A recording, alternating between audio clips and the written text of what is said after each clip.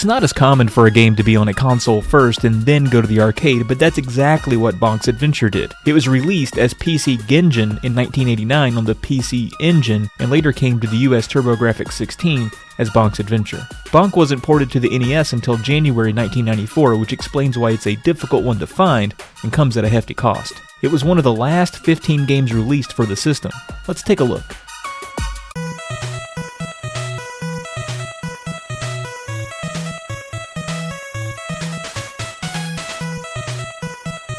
Bonk is all about bonking enemies with your big bonkin' noggin. You're Bonk, a cave boy who seeks to rescue Princess Za, who happens to be a reptile. When you start out, Bonk has 3 hearts of health, but life can be replenished by finding fruits and vegetables, and extra hearts will be added in later stages. You can find health by bonking or jumping on these weird little plants.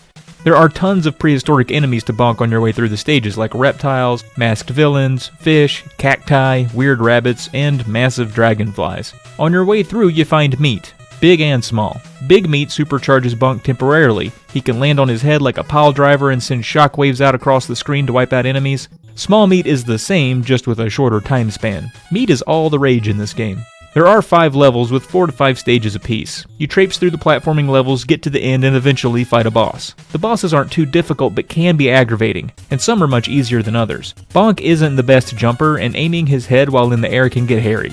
Press A to jump and B to bonk.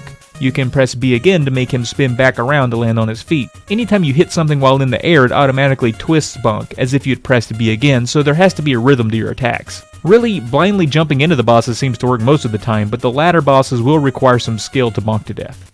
The stages are really bright and colorful and variable. There are mountains, volcanoes, the inside of a dinosaur, waterfalls, quicksand, forests, castles, icy depths, deserts, and of course, space. If you find a flower, you'll be whisked away to a bonus stage. There's one where you leap from a cliff and spin as many times as you can, but you must land on your feet. Another where you jump treetop to treetop collecting the vegetables, and another where you climb a wall before time runs out. You get smiley faces for successful completion of the bonus levels, and you find the smiley faces randomly on your journey. At the end of each stage, the faces add up to refill your health before entering the next stage. You'll go through a boss rush at the end before fighting 2 more bosses. Yay, bosses. Spoiler alert, in the end, you kiss a reptile princess, so that's weird, right? All in all, the game is about the right difficulty for most players to beat in their first few tries. It's not super challenging, and it feels fair throughout. Released almost 9 years after the NES came out, it's a game that definitely gets it right. It's a basic platforming experience with little to explore and low replay value, but it is a fun playthrough. It is not worth its asking price on the NES, but there have been plenty of other ways to play it. It was on the Nintendo Virtual Console for a while, and will probably pop up in a collection of some sort before too long.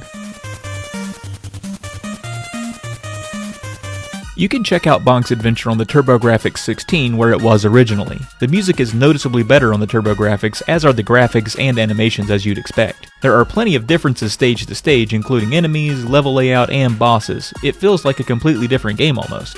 You can check out the Game Boy version as well. It's the same Bonk concept, but a largely different Bonk game with shorter levels, fewer levels, and less enemy variety. It's a little closer to the NES version, being a Nintendo console and all. Well, that does it for Bonk. Always wear a helmet, and thanks for watching.